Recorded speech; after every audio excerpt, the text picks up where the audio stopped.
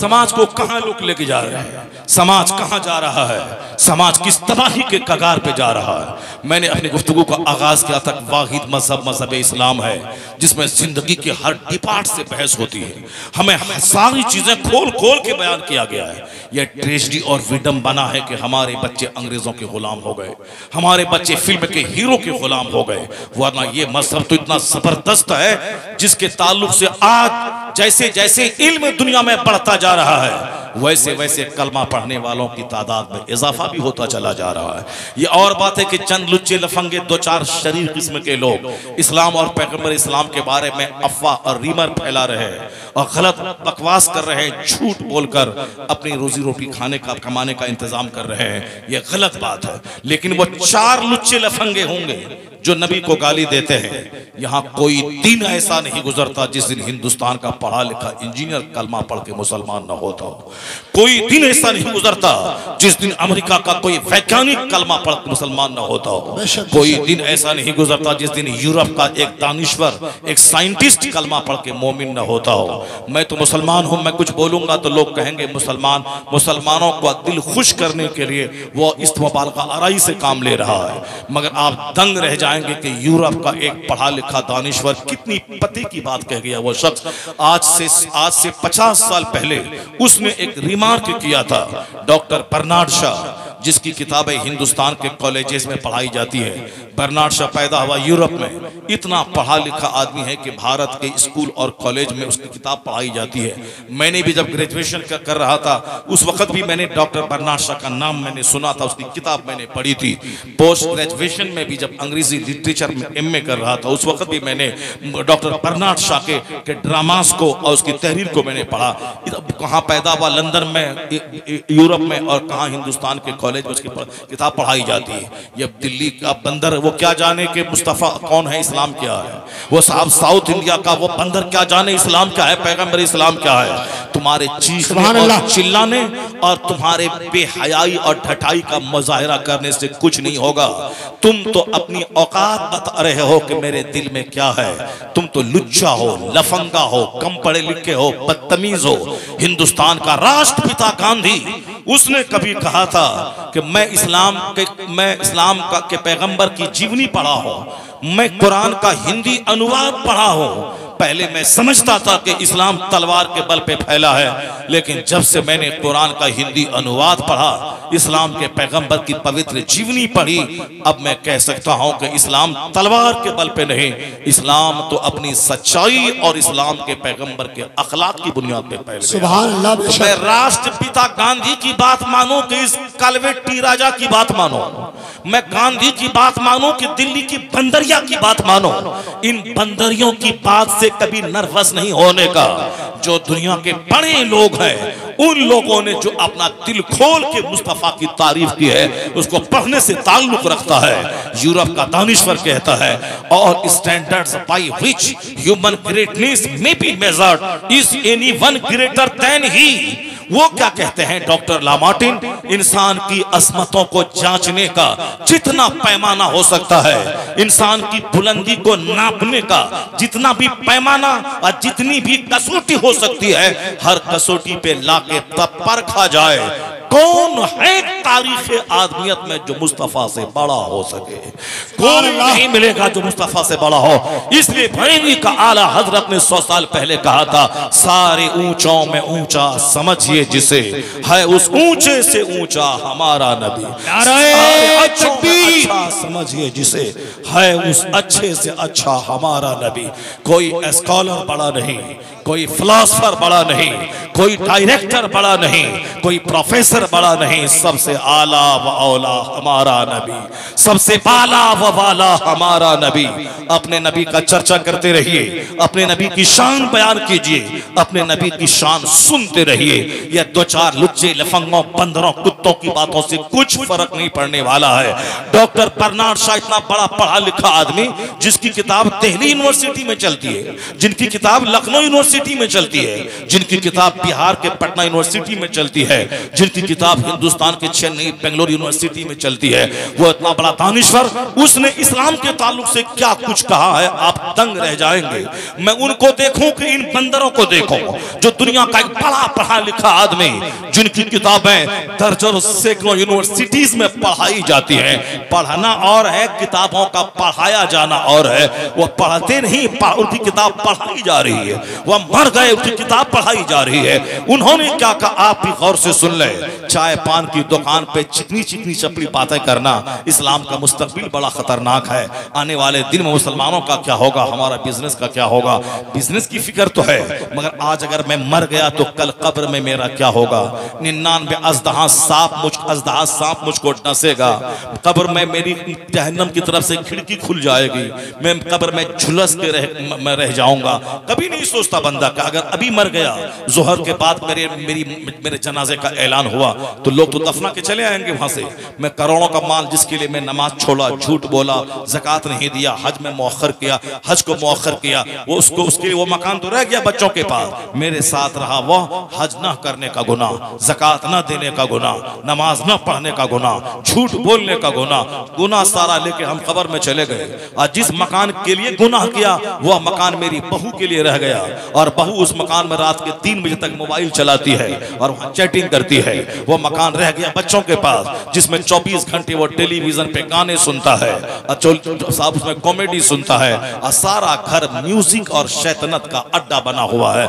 हमने झूठ बोल के बनाया था, हमने नमाजें छोड़ दी थी, तक वरना नमाज पढ़ने जाऊंगा तो 10 रुपया घट जाएगा, ग्राहक वापस चला जाएगा। नमाज तक नहीं पढ़ी, किसके लिए, उसी मकान बनाने के लिए। मकान रह गया बच्चों के पास ताकि सनीमा हाल बन जाए, और मैं चला गया कब्र में, और वहां फरिश्ता पूछेगा बता तूने जिंदगी कैसे गुजारी। अब वहां जहन्नम की खिड़की खुल गई, आग में जलूंगा, मैं बच्चा बच्चा करूं, मैंने घर बनाया था तेरे लिए, नमाज छोड़ दिया था घर के लिए, मुझको बचाओ, कोई नहीं बचाएगा।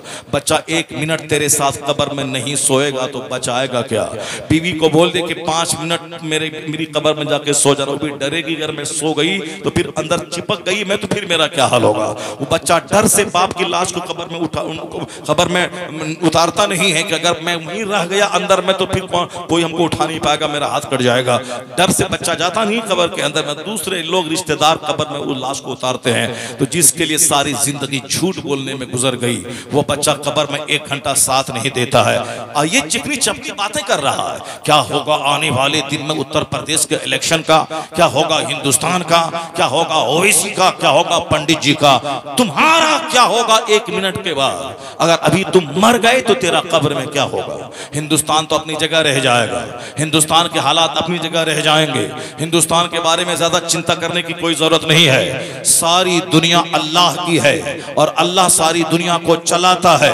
कहां किसको हाकिम बनाया जाए और कहां किसकी हुकूमत छीनी जाए, ये सारा काम अल्लाह का है। नहीं पढ़े तुम कुरान, कुलिल्लाहुम्मा मालिकल मुल्क तूतिल मुल्क मन तशा व तंज़िउल मुल्क मिम्मन तशा व तुइस्सु मन तशा व तुज़िल्लु मन तशा बियदिकल खैर इन्नका अला कुल्लि शैइन कदीर। सारे बादशाहों का बादशाह है वह खुदा, जिसे चाहता है हुकूमत देता है और जिससे चाहता है छीन लेता है। हुकूमत देना अल्लाह का काम, हुकूमत छीनना अल्लाह का काम, और सारी दुनिया अल्लाह चलाता है और हम बिला वजह दिमाग उसमें लगा रहे हैं। हमको अल्लाह ने पैदा किया है इबादत के लिए, नमाज रोज़ा हज जो ज़कात अदा कर, माँ बाप की खिदमत कर, अपने से दूसरों को फायदा पहुंचा, जबान से किसी को कष्ट न दे, हाथ से किसी को कष्ट न दे, पांव से चल के किसी को कष्ट न पहुंचा, अपने दिमाग के पलान से किसी को तकलीफ न दे, वरना दुनिया तकलीफों से भर जाएगी और कष्ट के कांटों से भर जाएगी। आदमी वही है जो अपने से दूसरों को फायदा पहुंचाए। आदमी का सही डिफिनेशन यही है, जो आदमी ऊंची आवाज बोल के दूसरों को जलील करे, जो नाम बिगाड़ के दूसरों को जलील करे, जो गाली दे के दूसरों को जलील करे, वह आदमी की सूरत में कलंक है। वो आदमी है ही वो जो दूसरों के प्रॉफिटेबल हो, जो दूसरों के लिए लाभदायक हो। इसलिए हदीस में आया है कि 10 साल का एतकाफ कोई मस्जिद नबवी में करे, 10 साल का एतकाफ, 10 साल का एतकाफ, 1 साल के एतकाफ में 10 दिन का जो एतकाफ होता है रमजान के आखिरी 10 दिनों में, उसका सवाब ये मिलता है कि बंदा जब एतकाफ करके मस्जिद से लौटता है 2 हज और 2 उम्रे का सवाब मिलता है। मगर क्या कहा हदीस में कि 10 साल का एतकाफ, एक तरफ, एक मुसलमान भाई के किसी काम आ जाना एक तरफ। हजरत अब्बास रज़ियल्लाहु ताला अन्हु है, मस्जिद नबवी में मौजूद है। गालिबन हजरत अब्दुल्ला इब्न अब्बास मस्जिद में मौजूद है। एक शख्स आके अपना काम बताया, हजरत मस्जिद से बाहर निकलने लगे। किसी ने बोला हुजूर आप एतकाफ में बैठे हैं। कहा मुझे मालूम है कि मैं एतकाफ में बैठा हूँ, लेकिन कब्र अनवर की तरफ इशारा करके कहा मैंने इस कब्र वाले से सुना है, यानी हुजूर की कब्र की तरफ इशारा करके। उस वक्त में कोई दीवार कोई पिलर नहीं था, सामने सरकार का रोज़े अनवर बिल्कुल ओपन खुला हुआ था और फिर सामने मस्जिद नबवी है, उसी में एतकाफ में बैठे हुए हैं। कहा कि मैंने इस साहिब कब्र से सुना, यानी हुजूर अक़ल सलाम से सुना है कि जो किसी मुसलमान के काम आ जाए यह काम 10 साल के एतकाफ से बेहतर है। अल्लाहु समद। एक मुसलमान का काम आ जाना, अगर मेरे फोन से किसी का काम बन जाए, मेरे मुस्कुराने से किसी का गम हल्का हो जाए, मेरे किसी की बात 10 मिनट सुनने से उसका काम बन जाए, मैं उसके सर पे हाथ फेरने से उसका गम हल्का हो जाए, उनके साथ 10 कदम चलने से उसका गम हल्का हो जाए, तो फिर यह काम 10 साल के एतकाफ से बेहतर है। प्रयास करे काम हो या ना हो, मैं किसी मोमिन का काम करने के लिए चल दूं, मेरा चलना भी इबादत है, हर कदम के बदले में अजर मिलता है। चलना तो सीखे। सेल्फिश मफाद परस्त खुद गर्ज हो गई दुनिया। मुस्कुराने से फायदा हो सकता है मगर तेवरी चढ़ा के बातें करना है। फोन करने से काम बन सकता है मगर फोन करने में शर्माना है। पैरवी कर देने से किसी गरीब का काम बन सकता है मगर सामने वाले के सामने पैरवी करके मैं रुसवा ना हो, अपनी रुसवाई के डर से बचने के लिए उसका काम नहीं होने देता है। और साहब किसी को फोन करने से काम बन सकता है, फोन करने में इसको सुस्ती होती है। ये सेल्फिश मफाद परस्त, मुझको क्या मिलेगा, मेरा क्या फायदा होगा, एक कदम भी बगैर मफाद के नहीं उठता है। ये आदमी कहलाने के काबिल है। आदमी वही है जो अपने से दूसरों को लाभ पहुंचाए, जो अपने से दूसरों को फायदा पहुंचाए। जरा गौर से सुनिएगा कि आज हमने दूसरों की खातिर अपनी आखिरत तबाह कर दी। हिंदुस्तान का क्या होगा, आने वाला दिन क्या होगा, साहब 2024 में क्या होगा और 2029 में क्या होगा। कुछ पहले अपना फर्ज अदा कर कि कल अगर मैं मरूंगा तो मेरा क्या होगा, मैदान महशर में मेरा क्या होगा। मेरी नेकी बदी तौली जाएगी, नेकी है 1000 और बुराई है 50 करोड़, मेरा क्या होगा। पुलसरात पे मैं कैसे चलूंगा, उसका ख्याल उसको याद करना चाहिए। हुकूमत के बारे में ज्यादा चिकनी चपली बातें मत कीजिए। कुलिल्लाहुम्मा मालिकल मुल्क, अल्लाह सच्चा, अल्लाह की बात सच्ची। अल्लाह जिसे चाहता है सल्तनत देता है और जिससे चाहता है छीन लेता है। तो सल्तनत देना छीनना अल्लाह का काम है। हमारा काम वमा खलक़तुल जिन्न वल इंसा इल्ला लियअबुदून, हमारी पैदाइश अल्लाह की इबादत के लिए हुई है। मेरा काम अल्लाह की इबादत, मेरा काम नमाज रोज़े हज और ज़कात, मेरा काम अपने से दूसरों को लाभ पहुंचाना, मेरा काम अपने घर को इस्लामी उसूल का आईनादार बना देना, न कि अपने घर को लड़ाई झगड़े का दंगल बना देना। शौहर बीवी लड़ते लड़ते घर को साफ दंगल बना दे, औलाद और वालिदैन का रिश्ता कमजोर हो जाए, वो घर अखाड़ा बन जाए। और हर घर आज अखाड़ा बना है, पड़ोसी पड़ोसी से लड़ रहा है, औलाद वालिदैन से लड़ रही है और शौहर बीवी से लड़ रहा है। यानी हर घर में सिर्फ लड़ाई है, झगड़ा है, सुकून नाम की कोई चीज नहीं। हर तरफ खुदकुशी के वारदात है। अरबपति के यहाँ भी फांसी के फंदे पे लोग लटक रहे हैं, गरीब की भी गरीबी से तंग आकर फांसी के फंदे पे लटक रहा है। हुजूर से हट के जो जिएगा वो अरबपति रहे उसे भी जहर खा के मरना पड़ेगा, और हुजूर से हट के अगर गरीब भी जिएगा उसे भी जहर खा के मरना पड़ेगा। इतने टेंशन दुनिया में है, इतनी उलझने दुनिया में है। हुजूर से निगाह हटी तो सिवाय जहर खाने फांसी के फंदे पे लटकने की कोई दूसरा रास्ता नहीं है। और नजर अगर हुजूर पे रही तो गरीबी में भी बंदा मस्त रहेगा, मालदारी में भी मस्त रहेगा। हर हाल में नजर मुस्तफा पे रहेगी। गरीबी में सब्र करेगा, मालदारी में शुक्र करेगा। जिंदगी के दिन इसी तरह जन्नती माहौल में गुजरते रहेंगे। हुजूर से हटा तो बादशाहत का महल भी कांटों का बिस्तर बन जाएगा, और हुजूर पे नजर रही तो किराए का घर भी जन्नत का टुकड़ा बन जाएगा। अगर सरकार तो जहां पे नजर रही तो जीने का हौसला मिलेगा। सरकार से हट के अगर जिया अरबों रुपए में खेल लेगा, सिवाय जहर खाने के कोई रास्ता नहीं मिलेगा। नहीं देखा तुमने सुशांत सिंह राजपूत फिल्म का एक्टर था, मेरा बच्चा तो उसको देख करके फटा पैंट पहनता है, उसको देख करके गले में लाकर पहनता ही मेरा जोकर बेटा। मगर जिसको देख के तुम जोकर बने वो करोड़ों रुपए फिल्म में कमाता था, करोड़ों रुपए एक फिल्म में सिग्नेचर करके करोड़ों कमाता था। लेकिन जहर खा के मर गया, फांसी के फंदे पे लटक गया।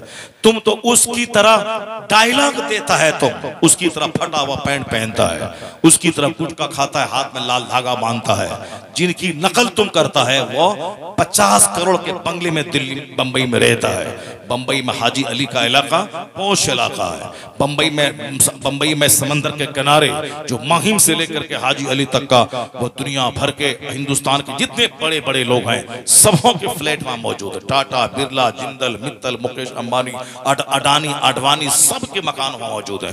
यानी इतनी कीमती इलाका, फिल्म में नाचने वाला उनके 50-50 करोड़ के फ्लैट वहां मौजूद है। जिनका अपना घर हो बंबई शहर में समंदर के किनारे, और जो फिल्मों में साइन करता हो 50 करोड़ लेके साइन करता हो, 2 साल में साल भर में फिल्में बनाता हो, उनको क्या जरूरत थी फांसी के फंदे पे लटकने की? मगर फांसी के फंदे पे लटक गया। और तुम समझता है कि बस ऐसे ही नाचने गाने से जिंदगी गुजर जाएगी। जिनको देख के तुम नाचता है उसका हाल ये हो गया है। 46 साल फिल्म का एक्टर फिट रहने के लिए जिम में जाता था, लेकिन 5 दिन पहले उसी जिम में एक्सरसाइज करते हुए अटैक आया, वहीं गिर गया, वहीं मर गया। इससे कई महीना पहले राजू श्रीवास्तव करोड़ों को हंसाने वाला उसी जिम में जाता था ताकि मैं फिट रहूं। जैसे मेरा बेटा जिम में जाता है, जहां हम फिट रहें, अच्छा से रहें, तो नहीं निकले। और हम पहले तो नाम भी हम नहीं जानते थे कि जिम में क्या होता है। इधर 2-4 साल से जानने लगे।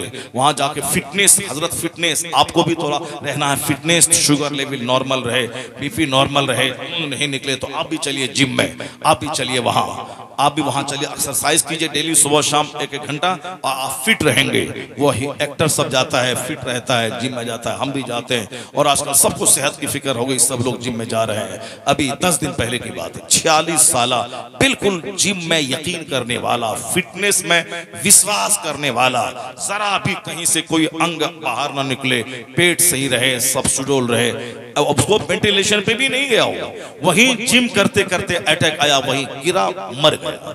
और राजू श्रीवास्तव करोड़ों को हंसाने वाला, वो जिम जाता था ताकि मैं फिट रहूं, ढेर दिन तक जवान लगूं, और फिर हंसा हंसा के करोड़ों कमाऊं और मस्ती करूं जिंदगी में। लेकिन क्या पता कि 50 से पहले ही जिम में गया और वहीं पे अटैक आ गया, गिरा, वेंटिलेशन पे गया, 2-4-10-20 दिन रहा, वहीं मर गया। और तुम जिसकी नकल कर रहा है उसका हाल जिम में क्या हो रहा है? करोड़ों के फ्लैट में 5 दिन के बाद उसकी सड़ी हुई लाश निकल रही है। इतना गिरह बांध के रख ले कि छोकरी करने, नाचने गाने और फिल्म के हीरो की नकल करने में तुम जो चाहता है कि जिंदगी में सुकून मिल जाएगा, नहीं मिलेगा। अगर सुकून मिलना था तो सुकून उसको उसकी जिंदगी में मिलता जो बंबई में 50 करोड़ का फ्लैट रखता है, जिनके दरवाजे पे 10 करोड़ की कार लगी हुई है, जिनका एक पांव अमेरिका में दूसरा पांव ब्रिटेन में रहता है, जो हिंदुस्तान में नहीं बल्कि जो मार्केटिंग वाशिंगटन डीसी में करता है, जो टोरंटो कनाडा में मार्केटिंग करता है, उसको तो रहना चाहिए। लेकिन नहीं, वो अमेरिका जाता है इलाज कराने के लिए, वहां से डेड बॉडी वापस आती है। मलेशिया, सिंगापुर जाते इलाज कराने के लिए, वहां से लाश लौट के घर आती है। तो तुमने जिसकी नकल में इंजॉय करना चाहा, इंजॉय वहां नहीं है, सुकून वहां नहीं है। तो सुकून है कहां? अला बिज़िक्रिल्लाह तत्मइन्नुल कुलूब। जान ले अगर किराए के मकान में अगर रात में सजदा है, दिन में तिलावत है, जिक्र दुरूद है, अल्लाह की इबादत है, वह फूस का घर तेरे लिए जन्नत का नमूना बन जाएगा। वहां करार मिलता है, वहां सुकून मिलता है। अगर 50 करोड़ का बंगला, अगर वहां इबादत नहीं है, तिलावत नहीं है, अल्लाह का जिक्र नहीं है, तो वही घर की दीवारें काटने दौड़ेंगी, वही घर शैतान का अड्डा बन जाएगा। इसलिए तो मैंने कहा था, आज जो घुमक्कड़ का कल्चर चला है, 50 करोड़ का बंगला और जाते हैं नदी नाला पहाड़ देखने के लिए। बात तो सच यही है कि उस घर को उन्होंने कॉमेडी से, संगीत से, हराम कामों से जो आलूदा किया है और जो हराम के पैसे से तामीर की है, अब उस घर में रहने को मन नहीं करता, दीवारें काटती है, आउटिंग को जाना चाहता है, बाहर होटल में खाना चाहता है, इसलिए घूमने का कल्चर बढ़ गया। लेकिन उससे पूछ जिनकी खानकाहों में सजदा है, जहां 1000 डेली दरूद है, 1000 कलमा है, जहां रोजाना 1 खत्म कुरान है, जहां रोजाना तस्बीहात है, वहां 50 साल गुजर गए, झोपड़ी छोड़ने को जिल नहीं करता है।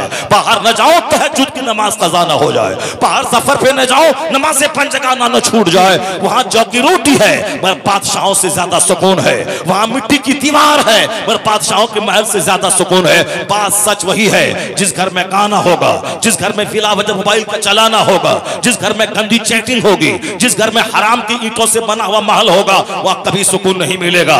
इसी तरह घूमता रहेगा, इसी तरह मर जाएगा, कभी डल झील जाएगा, कभी ऊटी देखने जाएगा, कभी कश्मीर जाएगा, कभी बैंकॉक जाएगा, इसी हालत में जलील और रुस्वा होकर मर जाएगा। और जिसने अपनी झोपड़ी को इबादत से सजाया, तिलावत से सजाया, उसकी झोपड़ी जब तक वो जिंदा रहे बादशाहों के लिए काबिल रश्क बन जाती है। और जब वो जिक्र इलाही करने वाला मर जाता है, उनकी कब्र पे भी करोड़ों का मेला रहता है। उनकी कब्रों के वसीले से अल्लाह दुआएं कबूल फरमाता है। नाराए तकबीर, नाराए रिसालत, उलमाए अहले सुन्नत, मसलके आला हजरत, नाराए तकबीर, नाराए रिसालत। सुभान अल्लाह, अल्लाह सच्चा, अल्लाह की बात सच्ची। अब इसके बाद अभी और कोई कमजोरी है ईमान रह जाएगा। अभी 2 साल पहले आपने सुना होगा पूरे हिंदुस्तान में किस कदर चंद शरीरों ने जीना महाल मुश्किल कर दिया था। मार के भगा देंगे, बाहर का आदमी आएगा उसको यहाँ जगह दे देंगे, और तुम यहाँ तुम्हारे पास Aadhaar card, PAN card, bank passbook और सर्टिफिकेट, ये चारों पेपर में नाम नहीं मिलेगा, तुमको भगा के बांग्लादेश भगा देंगे, डिटेंशन कैंप में डाल देंगे। क्या शरारत, क्या बदतमीजियां थी। पूरा हिंदुस्तान में इसे खतरनाक माहौल पैदा कर दिया। कोई कागज नहीं भी रहे, मैं इस मुल्क में 1000 साल से मेरे बाप दादा रहते हैं, यही कोई प्रूफ नहीं कि मैं इस मुल्क का बाशिंदा हूँ। नहीं, अब साहब नाम यहाँ आलम है, यहाँ मोहम्मद है, यहाँ खान है, यहाँ अंसारी है, बड़े बड़े मौलाना लोग सब बम्बई छोड़ छोड़ के घर आके, कोई सब BLO के पास, कोई बैंक में, कोई कचहरी जा करके सब नाम दुरुस्त करने में लगा चुके। हंगामा पापा था। अब साहब लोग जीना मुश्किल हो गया, ये कर देंगे, वो कर देंगे, भगा देंगे, लगो पूरे हिंदुस्तान ये वो फलां चीना। मुसलमान परेशान हो गए, हर शहर में प्रदर्शन, हर शहर में धरना, कोई बात सुनी नहीं जाएगी, किसी की कोई 1000 चीखो चिल्लाओ, कुछ नहीं होगा। सब मुसलमान परेशान थे। 40 करोड़ मुसलमान अपने आप को असहाय, बेसहारा समझ रहे थे। लेकिन जिन लोगों की रातें इबादत में गुजरती, जो लोग रात भर आंसू बहाते, जो लोग आहे सहरगाही, ऐसा अल्लाह की विलायत ऐसे नहीं मिलती है। अल्लाह ताला किसी को वली ऐसे नहीं बनाता है कि अब मौज मस्ती करे, ऐसी मकान, ऐसी गाड़ी, ऐसी घर, खाए पिए, टोन ऊंचा करे और वली बन जाए, ऐसा नहीं होता है। डॉक्टर इकबाल कहते हैं, इश्क जब सिखाता है आदाब खुद आगाही, खुलते हैं गुलामों पर असरार शहनशाही। अत्तार हो, रूमी हो, रासी हो, गजाली, कुछ हाथ नहीं आता पे आगे सहरगाही। जब तक कि रात के आखिरी पहर में बंदा रोता नहीं है, आहो फुगा नहीं करता है, इस्तिगफार नहीं करता, आंख से आंसू के कतरे नहीं बहाता, विलायत का दरवाजा बंद रहता है। विलायत उसी को मिलती है जो रात के आखिरी पहर में बिस्तर से उठ जाता हो। ततजाफा जुनूबुहुम अनिल मदाजिअ यदऊन रब्बहुम खौफन व तमआ, जिनकी करवटें बिस्तर से अलग हो जाती है। वल मुस्तगफिरीन बिल असहार, जो रात के आखिरी पहर में इस्तिगफार करने वाले, व यस्तगफिरून बिल असहार, जो रात के आखिरी पहर में इस्तिगफार, अपने गुनाहों की माफी मांगते हैं। रात भर इबादत तिलावत और रात के आखिरी पहर में इस्तिगफार। जो 1000 बार डेली इस्तिगफार करेगा, औलाद में बरकत होगी, आसमान से बारिश होगी, रोजी में इजाफा होगा, बदन में ताकत मिलेगी, गुनाहों की माफी होगी। जब घर में संकट और मुसीबत दिखाई पड़े तो कसरत से इस्तिगफार करें, अस्तगफिरुल्लाह रब्बी मिन कुल्लि ज़ंबि व अतूबु इलैह। और रात में फजर के टाइम से थोड़ा सा पहले उठकर वह तस्बीह, जो फरिश्तों की तस्बीह है, सुभान अल्लाह व बिहम्दिही, सुभान अल्लाहिल अज़ीम व बिहम्दिही, अस्तगफिरुल्लाह, यह तस्बीह फरिश्तों की तस्बीह है। जो गरीबी पैहम जिसके पास बराबर आ रही है, कारोबार में तरक्की नहीं हो रही है, परेशान है, वो हर रात को उठ करके आखिरी पहर में इस तस्बीह को 100 बार पढ़ा करे। हदीस का मफहूम है कि वो चाहे या ना चाहे, दुनिया जलील होकर उसके कदमों पे आ जाएगी। यानी मालदार बनना उसके लिए तय है, मगर ये काम तो मुश्किल है। तावीज़ के लिए आदमी दौड़ता है, तावीज़ दे दीजिए, मगर ये काम नहीं करता, मुश्किल है आदमी के पास। तावीज़ लेने से बेहतर है कि खुद तावीज़ वाला काम करो। रात के आखिरी पहर में उठ के तस्बीह पढ़ो, ये फरिश्तों की तस्बीह है। आखिरी पहर में रोना, आज से 50 साल पहले मुस्लिम मोहल्ले में गुजर जाए, मर्द अलग रोते थे, औरतें अलग आंचल फैला के रोती थी, इस्तिगफार करती थी। मोमिन के की बस्ती की पहचान थी। आखिरी पहर में इस्तिगफार की आवाज़, कलमा शरीफ की आवाज़, कुरान पाक की तिलावत की आवाज़, रोने की सिस्कियाँ भरने की आवाज़। और आज मोमिन बस्ती की पहचान है जहाँ कॉमेडी की आवाज़, डीजे की आवाज़, जहाँ साहब बेंजू की आवाज़, जहाँ तेज आवाज़ में बाजा बजाने फिल्में देखने की आवाज़। गैर मुस्लिम तो संभल गए। बेंगलोर में 10 बजे के बाद गैर मुस्लिमों की बस्ती में सारे स्ट्रीट लाइट भी बंद हो जाते हैं। यानी जो गली का जो खंबे की लाइट है उसको भी लोग बंद कर देते हैं। स्विच रहता है, स्विच ऑफ कर दिया ताकि अंधेरे में गहरी नींद आएगी। मुसलमानों के यहाँ रात के 3-3 बजे तक 10 कमरे में 40 बल्ब जले रहते हैं। 10 कमरे के 10 4 बल्ब, 40 बल्ब जले हुए हैं। और उनके यहाँ जिस कमरे में काम है उसी कमरे में बल्ब जल रहा है, दूसरे कमरे में काम नहीं है तो सारा बल्ब ऑफ है। काम हुआ, ऑफ किया, चलाया। हमारे यहाँ बिल्कुल फ्री की बिजली है, जैसे कि फ्री का पैसा आता है। ना बिजली जलाने का ढंग है। और कल अगर बिजली गुम हो जाए, पानी नहीं मिले, पानी नहीं चढ़े, सारा मकान सड़ जाए, मकान बदबूदार हो जाए, गरीबों के चापाकल से हैंड पाइप से पानी लाए, तब समझ में आ जाता है कि ये बिजली का क्या रोल है और बिजली कितनी कीमती चीज है। अभी है तो बिला वजह सारे बल्ब जल रहे हैं। जहां जरूरत हो वही बल्ब जलाए, जहां जरूरत नहीं हो उस ऑफ रहे। मैंने एक अरबपति को चेन्नई में देखा, मुसलमान था वो, उसके यहाँ देखा वॉशरूम में गए, बल्ब ऑन किया, फिर वहां से निकले, बल्ब ऑफ हो गया। दूसरे सारे कमरे के बल्ब ऑफ है। जहां हॉल में बैठे हैं लोग वही बल्ब जल रहा। अगर अंदर कमरे में घुसे, लाइट ऑफ। मैंने कहा कितना बिल आता होगा? कहा वो 2200 समथिंग बिल आते हैं। 2000 उसके लिए तो ऐसी हाथ का मैल है। गरीबों मिस्किनों को 5000, 10000, 20000 ऐसे लुटाता रहता है। कोई मौलाना गया किसी काम से, मदरसे का चंदा 10,000, मौलाना को इनाम दे दिया 1000, या आप अपने खर्चे के लिए रखिए, ये 2000 मदरसे के लिए रखिए।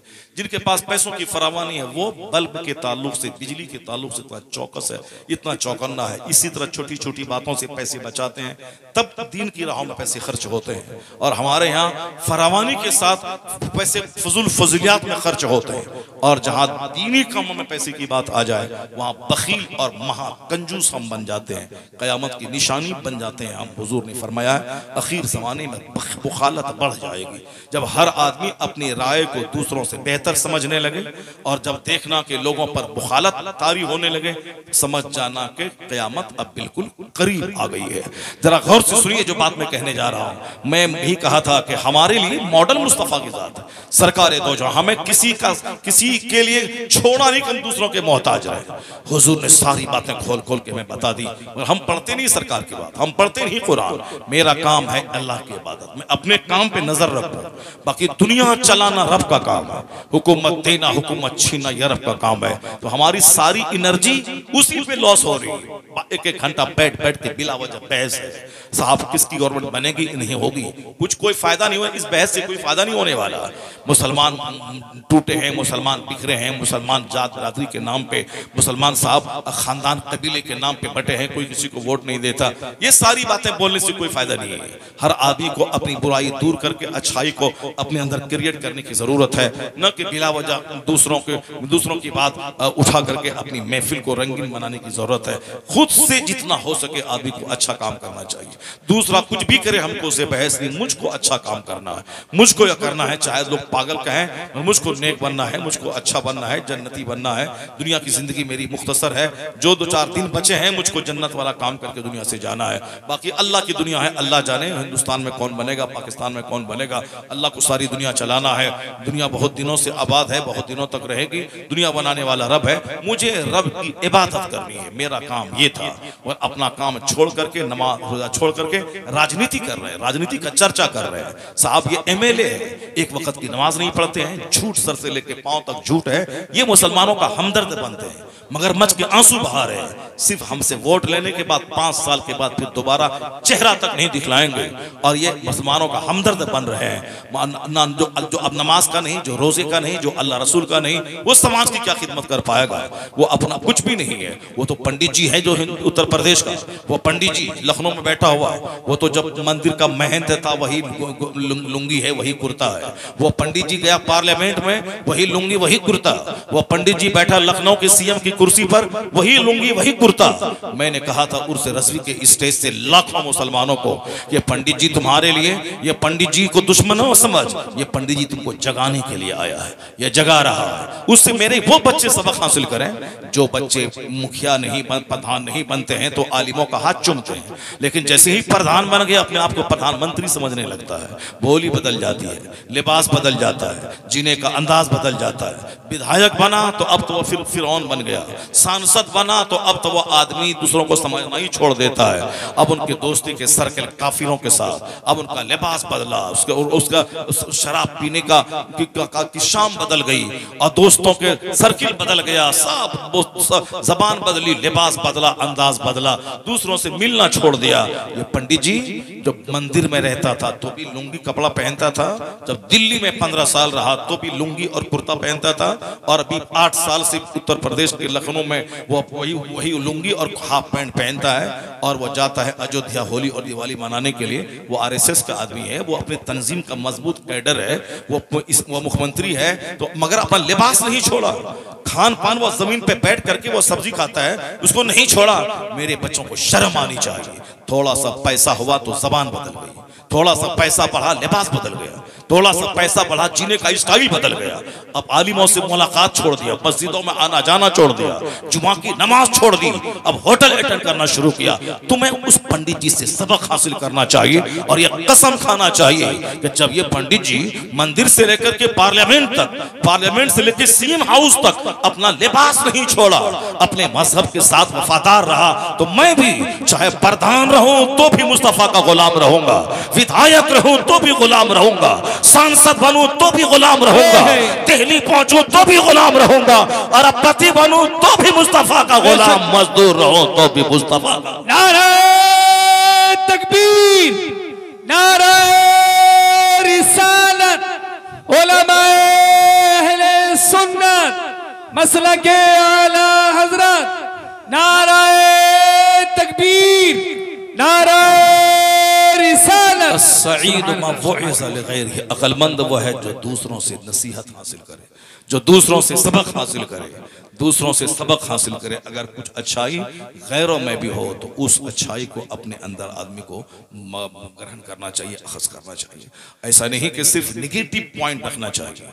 हम उम्मीद रखेंगे पंडित जी से कि मेरी मस्जिदों में एसी लगा दे, मेरी मस्जिदों में कालीन बिछा दे, मेरे मदरसों को सोने का बना दे। क्यों बनाएगा वो अपनी तंजीम को मजबूत करेगा, वो जिस तंजीम से रिलेटेड है वो अपना काम करेगा। तुम मुसलमान है, तुम अगर डीएम बन गया अपने मदरसों का ख्याल रख, तुम अगर अरबपति बन गया अपने गरीब भाइयों का ख्याल रख, तुम अपने इस्लामी लिबास का ख्याल रख, अपने घर में तिलावत और इबादत का ख्याल रख। तो वो अगर नाचे गाएगा तुम ही नाचे गाएगा नहीं, वो नाचना उसको चाहिए तो शराफत उसमें आ गई, और जिनको शरीफ बनना चाहिए वो नाचने लगा। जरा गौर से सुनिए, सरकार दो जहां की सुन्नतों की पैरवी में दोनों जहान की भलाई का राज छुपा हुआ है। सरकार अपने मकसद हयात पे नजर रखिए, बाकी हुकूमत किसकी बनेगी अल्लाह का काम है।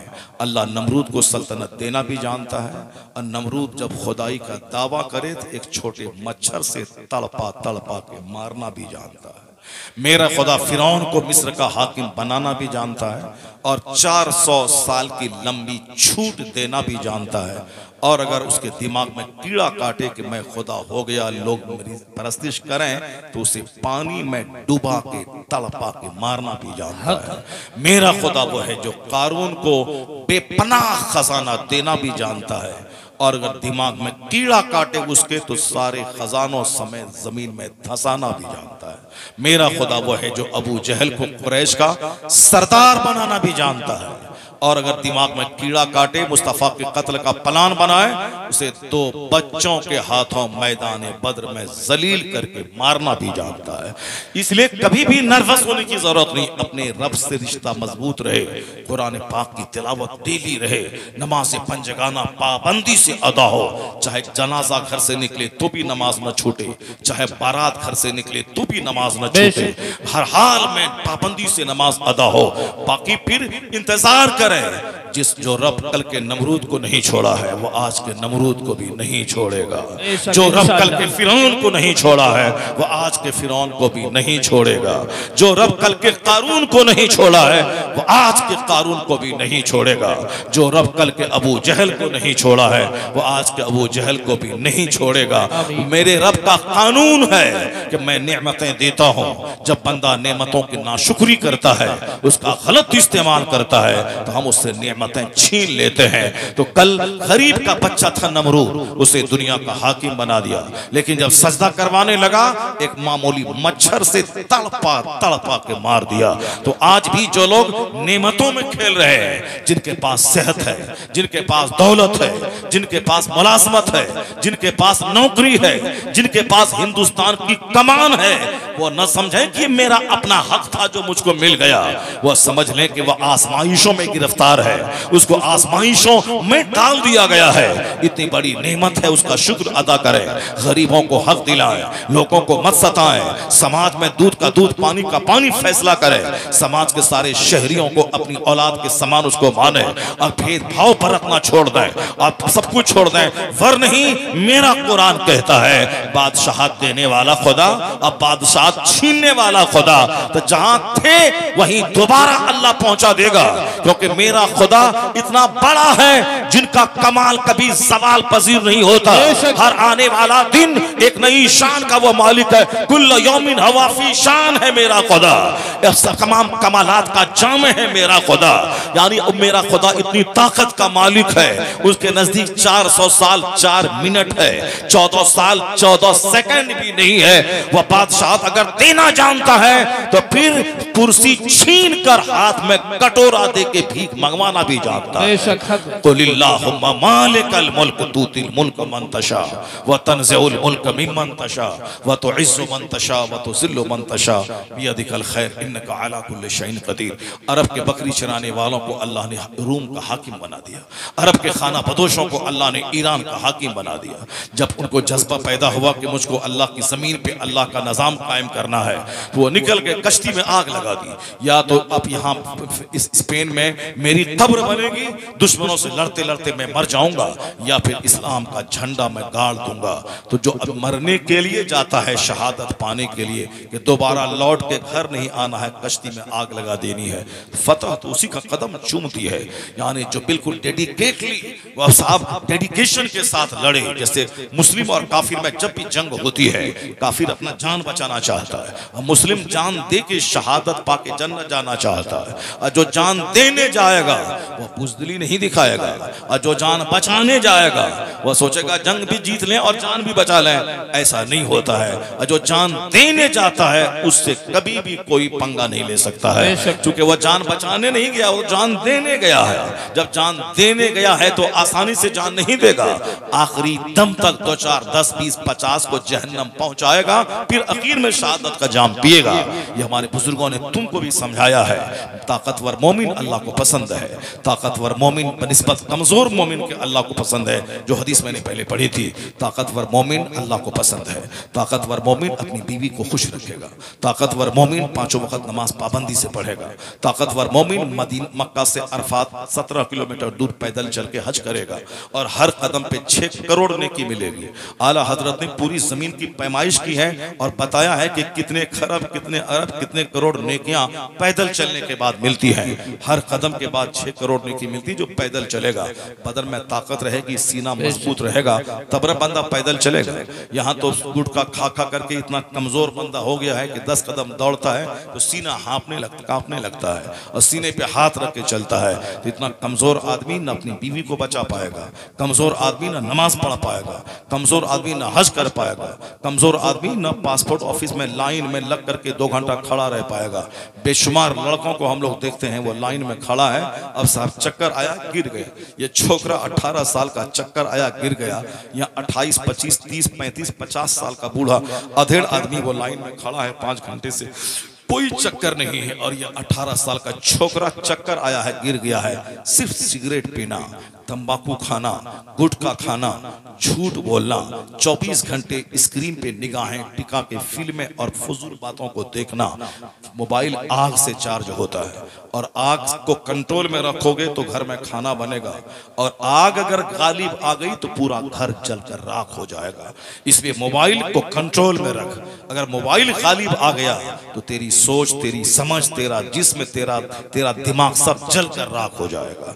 तेरे बच्चे, तेरी नस्ल, तेरी औलाद, तेरा घर सब जल जाएगा। इसी तरह जल रहा है जिस तरह आए दिन अखबारात में खबरें मिल रही हैं। मुसलमान की खूबसूरत बेटी बरेली इलाके में गैर मुस्लिम के साथ शादी कर ली।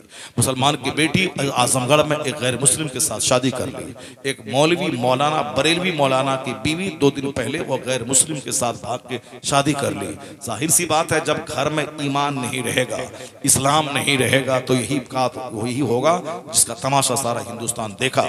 जब आप दूसरों, हम पर्दा फर्ज है, देवर से पर्दा फर्ज है, चचेरे भाई से पर्दा फर्ज है, अपने भांजे से पर्दा फर्ज है। क्यों?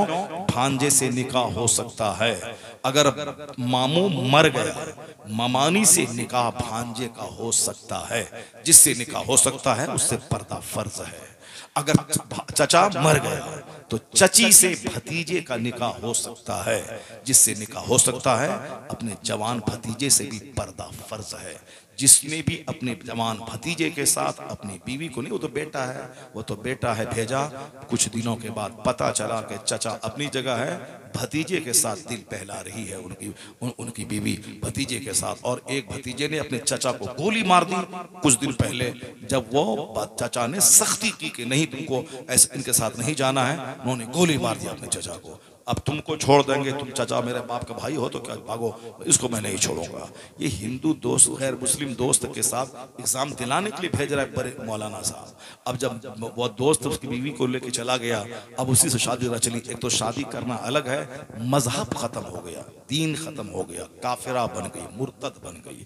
अब कहीं का नहीं रही, ना दुनिया का ना आखिरत का। जवानी तो 10 साल के बाद खत्म हो जाएगा, चेहरा तो चमड़े का चेहरा तो ढल जाएगा, जवानी तो रहेगी नहीं। जो लोग जवान थे और आज बूढ़े हो गए, जो औरतें जवान थी वो आज बूढ़ी हो गई, लाठी के सहारे चल रही है। जवानी आज है, कल खत्म। मगर मरने के बाद जहां जाना है वहां का एक दिन 50,000 साल के बराबर होगा। असल रुसवाई वहां की, असल बेइज्जती वहां की। इसलिए हर मुसलमान पे लाजिम है, doctor, engineer, professor, IAS officer, IS, ये मत करे। अपने बेटे के ईमान की फिक्र करे, अपने बेटे के अकीदे की फिक्र करे, अपनी बेटी के ईमान की फिक्र करे, अपनी बेटी के अकीदे की फिक्र करे। यही सब तमाशा होता रहेगा, महफिलें उजड़ती रहेंगी, तो फिर तुम्हारे बच्चों को दीन कौन सिखलाएगा? तुम्हारी औरतों को दीन कौन सिखलाएगा? शादी ब्याह में जो धमाल मचेगा, डीजे बज रहा है, मजा मिल रहा है, तो फिर क्या होगा? जिस शादी की पहली तारीख को ही हराम काम कर दिया गया, वो शादी आगे रंग क्या लाएगी? यही रंग लाएगी कि डकैत औलाद पैदा होगी। यही रंग, जिस शादी में हराम दाखिल हो, नबी की सारी बात को ताक पे रख दिया गया। हुजूर ने कहा था, निकाह में नेक औरत का सिलेक्शन करना। नेक औरत अगर रहेगी तो औलाद अच्छी होगी। तुमने सिर्फ नाक और चेहरा और कलर देखा, इंटरमीडिएट और ग्रेजुएशन की डिग्री के बारे में पूछा, नहीं पूछा कि दरूद ताज याद है कि नहीं, दुआए क़ुनूत याद है कि नहीं। नहीं DLED किए हैं, करिए कि नहीं करिए। अब नाक खूबसूरत है, चेहरा खूबसूरत है, ओके, मेरी तरफ से ओके है। आप कब आएंगे? आइए, शादी की तारीख तय कीजिए। ये नहीं पूछा कि आज उम्र थी इनके 18 साल, अभी 40 साल तक शादी इसकी नहीं होगी। ये साहब MA कर रही है, PhD कर रही है, उम्र हो गई 38 साल, 40 साल। ये 20 साल जवान होने के बाद किस तरह गुजरे? कहीं चोर दरवाजे से कहीं एबोर्शन तो नहीं हुआ? 2, 4, 10 लड़कों से गलत संबंध तो नहीं रहे? कुछ नहीं। नाक लंबी है, आंख बड़ी है, चेहरा गोरा है, चेहरे पे गोश्त है, मेरी तरफ से ओके है। चाहे 4 हमल पीछे से गिर गया हो, वो सब चलता है दुनिया में। आजकल कौन उतना पकड़ता है, कौन देखता है? तुमको जो करना था पहले किए, हमको जो करना था हम करें। अब शादी के बाद दोनों एक साथ मिलकर रहेंगे। यहां आखिरी हद तक लोग सरेंडर कर चुका है। आज से 25 साल पहले मेरे शेख ने कहा था कि अनटच्ड लड़की जिसको कोई टच नहीं किया हो, आज करोड़ों में कोई मिलती है। कहां कराऊं अपने बेटे की शादी? कहां करूं? किसका निकाह, किसका सिलेक्शन करूं? अभी तो साहब ज़िना को लोगों ने फैशन बना लिया। अपने शौहर से लड़ाई है, अजनबी मर्दों से 1-1, 2-2 घंटे तक मुंह साहब घुमा के कब लड़ाई है। अपने शौहर से लड़ाई है, इस कदर लड़ाई है कि रात दिन मखाने का मैदान है घर। हमारे उलमा को कहना पड़ा कि तुम्हारा घर समाज में जलील हो रहा है, अगर लड़ना ही है तुमको तो तुम भी अरबी सीखो, अपनी बीवी को भी अरबी सिखा दे और दोनों मिलकर अरबी में लड़ो, ताकि पड़ोसी समझे कि वहां कलमा खानी हो रही है, वहां कलमा खानी हो रही है। इस कदर मैदान जंग घर बना हुआ है, लड़ाई झगड़े अखाड़ा। साहब क्यों नाक देखा था आपने, चेहरे का गोश्त देखा था आपने, 6 फीट की लंबाई देखी थी आपने, दीन नहीं देखा था। कुर्बान जाए मुस्तफा पे हुजूर ने क्या कहा, वाला अमातुन सौदा ओ सातो दीनिन अफजल। नबी ने कहा था काली कलोटी दीनदार औरत तेरे हक में बेहतर है। हुजूर ने कहा था अद्दुनिया मता, ये दुनिया चंद दिन बरतने की चीज है। वह खैर मता दुनिया इमरातुन सालिहा, इस दुनिया की सबसे बेहतरीन पूंजी नेक औरत है। घर है सोने चांदी का और घर में औरत ही नेक नहीं है तो बंदा जहर खा के मर जाता है। क्या करूं उस घर में रह के जहां औरत ही अच्छी नहीं है। बाहर में खूब नेताजी हैं, मंत्री जी हैं, घर में आए तो वहां साहब संतरी बन गए अपनी बीवी के सामने। अब वो घर छोड़ के भागना चाहता है। औरत अगर अच्छी है तो बाहर हजार गम रहे, घर आने के बाद सुकून मिल जाता है। जब लोगों ने पहले खूबसूरती को देखा, लेकिन जब बाद में घर उजड़ने लगा तो अब कहते हैं नहीं, नेक औरत दुनिया की सबसे बेहतरीन पूंजी है। लोगों ने तबाही का तमाशा देखने के बाद उसी प्लेटफॉर्म पे पहुंचे जो प्लेटफॉर्म मुस्तफा ने अता फरमाया है कि खैर बताई दुनिया इमरातुन सालिहा, दुनिया की सबसे बेहतरीन पूंजी नेक औरत है।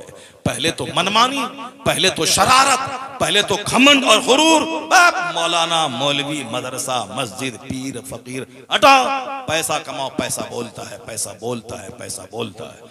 पहले तो पैसा बोलता है, पैसा, फैक्ट्री, मकान, अरबों की दुकान। ये मौलाना मौलवी को कुछ नहीं मिलता है तो बोलता है सुन्नत पे अमल कीजिए, इस पे चलिए। कौन चलता है उस पर, कौन अमल करता है, कौन अमल करता है। और बाद में जब फटती है और बाद में जब ज़कात बंटने लगती है, जब तबाही का तमाशा देखता है, तब बोलता है बात वही सच्ची है जो मुस्तफा ने कही है।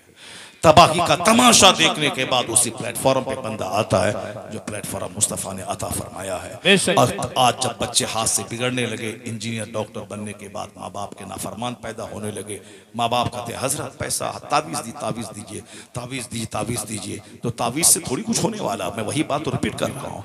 तावीज़ नहीं होता है, बल्कि नेचुरल सिस्टम से काम करना पड़ता है। जैसी जमीन वैसी फसल, जैसा दरख्त वैसा फल। माँ जमीन है, जमीन। माँ के पेट में बच्चा 9 महीना रहता है, बाप के पेट में नहीं रहता है। बाप बीज डाला, 9 महीने तक बच्चा माँ के शिकम में रहता है। माँ का दूध बच्चा नहीं पीता, बच्चा बाप का दूध नहीं पीता है, बच्चा माँ का दूध पीता है। 2 साल तक माँ के सीने से चिपक के बच्चा रहता है। इसलिए बच्चों में ज्यादा कैरेक्टर माँ का मुंतकिल होता है, बच्चा माँ से ज्यादा अटैच रहता है। माँ 3 मुश्किलात से ज्यादा गुजरती है, एक दूध पिलाना, एक तकलीफ से जन्म देना और 9 महीना पेट में रखना। इसीलिए हुजूर से जब पूछा गया मन अहक़्क़ु बिहुस्न सहाबती, मेरे हुस्न सुलूक का सबसे बेहतर मुस्तहक़दार कौन है, हुजूर ने कहा था माँ। फिर कहा गया तो कहा माँ, फिर कहा गया तो माँ, फिर चौथी बार कहा तो कहा अब बाप। 3 बार माँ की खिदमत के ज्यादा मुस्तहिक है, 3 गुना ज्यादा। चौथी दफा बाप का नाम लिया, क्यों? माँ ने 3 खतरनाक पीरियड से माँ गुजरी है जिससे बाप नहीं गुजरा है। माँ पेट में 9 महीने रखी है, बाप नहीं रखा है। तकलीफ दे पीरियड है, तकलीफ से जनी है। 1000 तलवार के मारने के बराबर तकलीफ होती है जब बच्चा पैदा होता है। उस पीरियड से माँ गुजरी है और फिर 2 साल तक सूख के कांटा बनकर छाती का दूध माँ पिलाती है, बाप नहीं पिलाता है। इसीलिए बाप से 3 गुना ज्यादा माँ खिदमत का मुस्तहिक है। एहतराम बाप का ज्यादा है, खिदमत माँ का ज्यादा। क्योंकि बाप तो माँ का भी राजा बादशाह है, इसीलिए बाप का एहतराम ज्यादा है, मगर खिदमत माँ की ज्यादा है। माँ बोले पानी लाओ, बाप बोले पानी लाओ, पहले माँ को पानी दिया जाएगा, क्योंकि उनके एहसानात बाप के मुकाबले में 3 गुना ज्यादा है, इसलिए उसका हक 3 गुना ज्यादा है। माँ जमीन माँ है, 9 महीने बच्चा वहां रहता है, 2 साल बच्चा उनके सीने से चिपक के दूध पीता है। इसलिए अगर वो जमीन अगर बंजर मिल गई तो फसल जलकर राख हो जाएगी। आप तो नाक और चेहरा देख के एंजॉय कर लेंगे, मगर जो बच्चा उसके शिकम में पैदा हो, परवरिश पाएगा, वो बच्चा माँ का कैरेक्टर लेके आता है। जमीन अगर बंजर हुई फसल जल जाएगी। इसीलिए औरत चाहे हमारी इंजॉय के काबिल ज्यादा हो ना हो, नाक थोड़ी सी टेढ़ी हो चलेगा, रंग काला हो चलेगा, लेकिन कैरेक्टर अगर उम्दा हो तो फिर वो इतना ज्यादा चलेगा कि मैं मर भी जाऊंगा, मेरी नस्लें महकती रहेंगी। और अगर नाक लंबी रही, आंख बड़ी रही, चेहरा गोरा रहा तो ठीक है, 2 साल तक एंजॉय करते रहे। तीसरे साल अगर बच्चा नहीं हुआ तो अजमेर में चिल्ला करने के लिए पहुंच गए, बाबा 2 साल हो गए बच्चा नहीं हो रहा है। औरत कहती है तलाक दिलवा देंगे इस बहू को, बेटे से 2 साल हो गए बच्चा नहीं हुआ है। तो फिर क्या हुआ? अब तो बच्चा के लिए शादी हुई है। पहले तो नाक और नक्शा और चेहरा देखा, एंजॉय करेंगे तो अब एंजॉय करो, अभी तो वो नाक नक्शा है। फिर बच्चा नहीं हुआ तो फिर क्यों अजमेर, बरेली और बगदाद दौड़ रहा है? इसका मतलब यह निकला कि सिर्फ नाक और मुंह नहीं, बच्चा चाहिए, ताकि बच्चा मेरी दौलत की निशानी, मेरे खानदान की निशानी, मैं मर भी जाऊं तो मेरी यादगार। पहले तो 10 साल बाद बच्चा पैदा होता था, और आज तो 1 साल के बाद बच्चा पैदा ना हो तो घर में हंगामा बपा है। सारे लोग एक दूसरे से कानाफूसी करना शुरू कर दे। इसका मतलब है कि बच्चा चाहिए। तो बच्चा चाहिए तो जमीन चली हुई तुमने अगर चुन लिया, जो यूज्ड हो बदन, यूज्ड हो हाथ, यूज्ड हो चेहरा, उस यूज्ड बदन में से जो बच्चा परवरिश पाएगा कैसा होगा समझ सकते हो। इसलिए अनटच्ड, अछूत 50 करोड़ रुपए का गोल्ड औरतों को हसीन नहीं बना पाता है जितना उसका अनटच्ड बदन उसको हसीन बनाता है। न आंख बहकी हो, न जबान बहकी हो, न हाथ को गैर मर्द ने टच किया हो। एंजॉय करो और अपनी आने वाली नस्लों को तबाह करके चली जाओ। एंजॉय करो, अपने बाल बच्चों को नाकारा और महापापी छोड़ के दुनिया से चली जाओ। ऐसा थोड़ी होता है कि हम कुछ भी करें, कुदरत के सिस्टम के खिलाफ काम करें और रिजल्ट ऐसा बरामद हो जाए। ऐसा नहीं होता है। हम खाएं सोएं और डीएम बन जाएं, नहीं होता है। डीएम बनने के लिए 18 घंटे डेली पढ़ना पड़ता है। डीएम बनने के लिए आदमी किताब का कीड़ा बनना पड़ता है, स्टडी करनी पड़ती है, हाई क्लास कोचिंग सेंटर लेना पड़ता है और फिर मेहनत करनी पड़ती है, तब बंदा बनता है। ऐसा नहीं कि घर में रहें, अजमेर चले जाएं, बाबा डीएम बना दीजिए हमको, बाबा 2-4 तमाचा मार के अजमेर से भगा देंगे। वहाँ जो जाएगा IAPA MA खूब हाई क्लास के नंबर से करके जाएगा, 18 घंटे पढ़ेगा, बोलेगा बाबा मेहनत करना मेरा काम था, अब एक निगाह करम आप डाल दीजिए, मेरा काम बन जाए। मेहनत मेरी, गरीब नवाज की दुआ और आसमान से रहमत उतरेगी, बंदा सबसे पहले कामयाब हो जाएगा। रहमत और मेहनत तदबीर, माँ जैसी औलाद वैसी। कानून कुदरत है कि माँ हो आमिना जैसी, अब बाप हो अब्दुल्ला जैसा, बेटा होता है मुहम्मदुर रसूलुल्लाह जैसा। नाराए कुदरत का कानून है। नाराए रिसालत, मसलके आला हजरत उलमाए अहले सुन्नत सैयद रिहान मियां साहब क़िबला, सैयद रिहान मियां साहब क़िबला उर्से क़ादरी, नाराए तकबीर, नाराए रिसालत। यानी कुदरत का कानून है, इसके खिलाफ कुछ नहीं होता है। जब माँ हो फातिमा जैसी और बाप हो अली जैसा, माँ ऐसी लाजवाब के रात दिन भर सब फराइज का एहतमाम और एक सजदे में रात गुजर जाए, और बाप ऐसा हो कि रात भर सजदा दिन भर जिहाद, 4-4 दिन का फाका हो, और जो कर्ज ला के आटा हो गरीब मिस्किन यतीम में खैरात कर दे। जब बाप अली जैसा, माँ फातिमा जैसी, तो बेटा हसन और हुसैन पैदा होता है। बेशक कुदरत का कानून है। जब बाप हो सैयद अबू सालेह जैसा और माँ हो ऐसी सर से लेके पांव तक नेकी का खूगर, सर से लेके पांव तक नेकियों का मुजस्समा, जिसकी जबान आंख हाथ पांव सब नेकियों से सजे हुए हों, और बाप दिन भर जहाद और रात भर इबादत, जिसको बाप ने लूली लंगड़ी अपाहिज गूंगी तक कहा हो, जो सर से लेके पांव तक नेकी से सजा हुआ खिलाफे तकवा कोई काम हो, उस दाग को धोने के लिए इस तरह उन्होंने 10 साल की नौकरी और लूली लंगड़ी से निकाह करने पर आमादगी का मुजाहरा किया हो। कानूनी कुदरत है। जब माँ हो ऐसी लाजवाब और बाप हो ऐसा, तो बेटा क़यामत तक के वलियों का सरदार अब्दुल कादिर जिलानी पैदा होता है। सुभान अल्लाह। जब माँ हो रात भर नमाज पढ़ने वाली, मुसल्ला पे बैठने वाली, अब बाप हो सैयद गयासुद्दीन जैसा, उसकी कोख का बच्चा 90 लाख काफिरों को मोमिन बनाने वाला मोइनुद्दीन अजमेरी पैदा होता है। जब माँ हो 17 पारी कुरान की हाफिजा और बाप हो तकवा की शाहकार, तो बेटा कुतुबुद्दीन बख्तियार काकी नाइबे गरीब नवाज पैदा होता है। कानूनी कुदरत है जब माँ हो सैयदा सुलेखा जैसी 80 साल की उम्र में भी अजनबी मर्दों ने उसका चेहरा न देखा हो, और जिसका बाप सैयद अहमद अली बुखारवी जैसा, तो उसका बेटा बादशाह से लेकर चपरासी तक तहज्जुद की नमाज पढ़वाने वाला महबूब इलाही निजामुद्दीन देहलवी पैदा होता है। कानूनी कुदरत है जब बाप हो मुफ्ती नकी अली खां जैसा और माँ हो तहज्जुद गुजार, तो बेटा अहमद रजा पैदा होता है। और जब बाप हो अहमद रजा खां और माँ हो तहज्जुद गुजार, तो बेटा मुफ्ती आज़म हिंद जन्म लेता है। कानूनी कुदरत है जब दादा हो हुज्जतुल इस्लाम, काफिर देखे तो कलमा पढ़े, और नाना हो मुफ्ती आज़म हिंद, नाना हो मुफ्ती आज़म हिंद, जो डकैत देखे तो मुत्तकी बन जाए। और बाप हो इब्राहिम रजा खां मुफस्सिर आज़म हिंद, 1 लाख मुरीदों का मुर्शिद, मगर मुरीदों के सामने हाथ नहीं फैलाने वाला।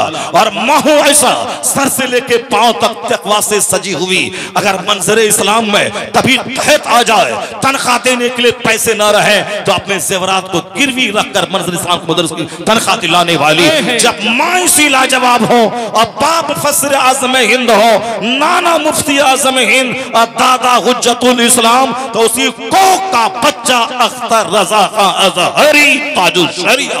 नाराए तकबीर, नाराए रिसालत, फैज़ाने आला हज़रत, नाराए तकबीर, नाराए रिसालत। हमेशा दिमाग में इस बात को आप रखें, शादी इंजॉय के लिए नहीं होती है, शादी होती है औलाद के लिए। आने वाले वक्त में एक निशानी मेरी बाकी रहे, तो जमीन का सिलेक्शन वो करें जो हुजूर ने बताया है। और शादी ब्याह में डीजे काफिरों का तरीका है, ये साहब ये बिंजू काफिरों का तरीका है, सर से लेके पांव तक काफिरों के तरीके में डूबे हो, और हकीकत कड़वी लगती है तुमको, ये तो गनीमत शुमार करके तुझे हक बताने वाला कोई मौजूद है, तुम्हारे सीने में से घमंड निकालने वाला मौजूद है, वरना तेरी हाँ में हाँ मिला के तुझको जहन्नम पहुंचाने वाला तो हर कदम कदम पे मौजूद है। शादी में हराम शामिल हो तो उसके से जो बच्चे पैदा होंगे उसका क्या हाल होगा। इसलिए शादी में फजूल खर्ची बंद कर दे। मुस्तफ़ा से बड़ा कोई नहीं, मुस्तफ़ा की बेटी से बड़ी कोई नहीं। मुस्तफ़ा ने अपनी बेटी की शादी मस्जिद नबवी में 10-20 सहाबा के दरमियान कर दी। चाहते नबी तो 1 लाख सहाबा का खाना जन्नत से मंगवा लेते, अली को सोने का ताज पहना देते, लेकिन हुजूर ने न जन्नत से सोने का ताज मंगवाया, न 1 लाख सहाबा के खाने का इंतजाम किया, न कोई कार्ड की छपाई की, न कोई 1 लाख सहाबा के खाने के लिए उसको दावत दी। सिंपल ढंग से शादी करा दी ताकि क़यामत तक मेरे गुलामों के लिए एक रोशनी मिले। जब भी मुसीबतों में सुन्नत पे अमल करना मुश्किल हो, हुजूर के घर की शादी देख ले, उसे जीने का हौसला मिल जाएगा। सुभान अल्लाह, सुभान जीने का हौसला मिल जाएगा। सारा काम है शैतानों जैसा, और फिर घमंड है कि जन्नत मेरी जागीर है, नहीं होगा ऐसा। जमीन जैसी होगी वैसी फसल पैदा होगी, जैसा दरख्त होगा वैसा फल पैदा होगा। इसलिए आपके आलिम आपके दुश्मन नहीं है जो जुमा के दिन आपको हराम व हलाल की बातें बताकर वो आप पर बोझ डालते हैं। नहीं, एहसान है खुतबे जुमा का कि हर जुमा के दिन खुतबा कंपलसरी है। हर मुसलमान को जो नमाज जुमा पढ़ना लाजिम है, तो हर जुमा के दिन बगैर खुतबा के नमाज नहीं होगी।